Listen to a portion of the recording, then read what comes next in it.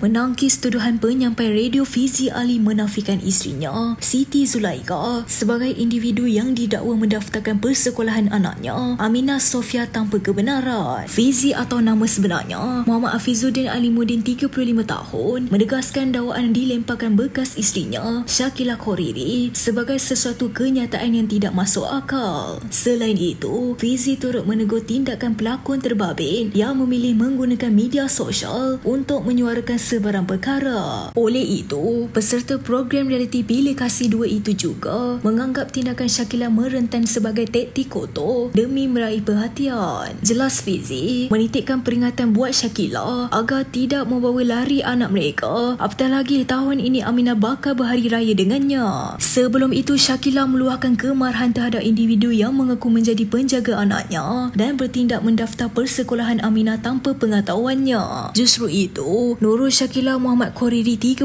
tahun itu juga mendakwa dilarang berhubung dengan anaknya setiap kali tiba giliran bersama Fizi. Terdahulu, rumah tangga Fizi dan Shakilah yang dibina pada 18 Januari 2018 hanya mampu bertahan selama 3 tahun dan dikurniakan Aminah 6 tahun. Pada 23 Oktober 2023, Fizi bertemu jodoh dengan Siti Zulaikha, manakala Shakilah berkahwin dengan Muhammad Faris pada 24 Februari 2024. Jangan membuat sebarang spekulasi yang boleh mencetuskan kontroversi. Apapun, semoga urusan Fizi Ali dan Shakilah dipermudahkan segalanya.